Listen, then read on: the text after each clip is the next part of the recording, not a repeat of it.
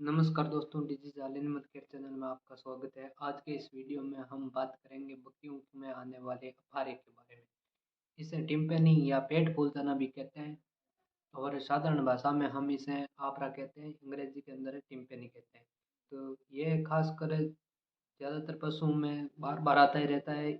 बकरियों की एक खास विशेषता है, खास बीमारी है जिसके कारण बहुत सारे पशुपालकों का नुकसान भी हो जाता है। तो इसके बारे में आज की इस वीडियो में हम चर्चा करेंगे। तो आपको बताएँगे कि किस प्रकार से इस अफारे को आप दूर कर सकते हैं।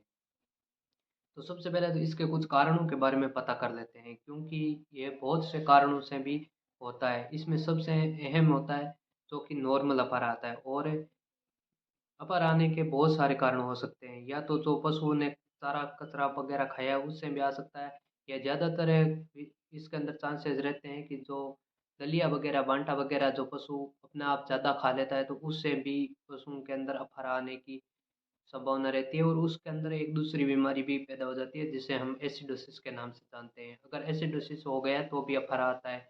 या पशु कुछ से अखाद्य वस्तुएं खा लेता है जिससे भी अखाद्य वस्तुओं के अंदर जैसे कुछ कचरा है, पॉलीथीन है, दूषित जल है, इस प्रकार के कुछ पदार्थ खा लेने से पशुओं के अंदर गैस बनना सामान्यतः होता है। और अगर पशु किसी प्रकार की लोहे की कोई वस्तु या नुकीली चीज़ या कोई भी लोहे की वस्तु खा लेता है, तो उसके कारण फॉरेन बॉडी की संभावना बन जाती है, और उसे हम फॉरेन बॉडी के नाम से भी जानते हैं। और इस प्रकार इन कई कारणों से भी पशुओं के अंदर अफारा आता है।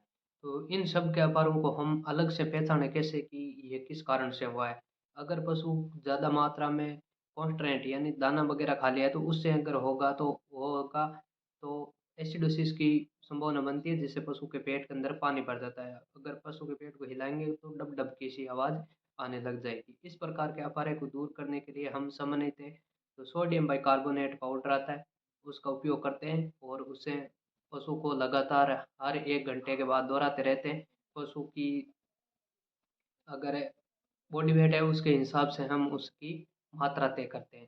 अगर पशु बड़ा है तो उसे हम 200 से 250 ग्राम भी उपयोग में ले सकते हैं, और भेड़-बकरियों के लिए 50-60 से 100 ग्राम तक हम दे सकते हैं अगर स्थिति गंभीर है तो। इससे जो कॉन्स्टेंट से होने वाला जो एसिडोसिस अगर ज़्यादा मात्रा में नहीं हुआ है तो इससे ठीक हो जाता है। अगर नहीं होता है तो तुरंत अपने नज़दीकी अनुभवी पशु चिकित्सक की सहायता लें।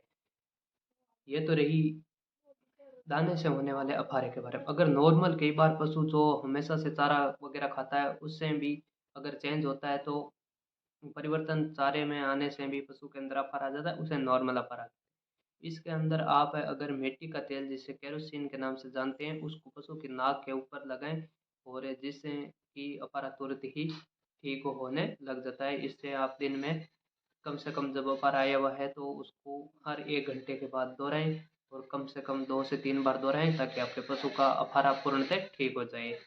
अगला अगर हम बात करें फॉरेन बॉडी की, तो उस स्थिति के अंदर पशु के शरीर के अंदर अकड़न आने लग जाती है, और ब्लड सर्कुलेशन की भी गति तेज हो जाती है, और अगले पैरों के बीच में जो यहाँ गलकंपल सी होती है वहाँ पर भी सूजन आने लग जाती है। जो यहाँ की झिल्ली है उसके अंदर पानी भरने लग जाता है या ब्लड भरने लग जाता है, या सूजन आने लग जाती है, और पशु अकड़ के चलने लगता है और तेज अफार आता है, और पशु की मौत भी हो जाती है। इसके अंदर कोई एक्सरे वगैरह की इतनी सुविधा है नहीं पशुओं के अंदर, तो फॉरेन बॉडी होने पर हम उसको आसानी से तो नहीं निकाल सकते।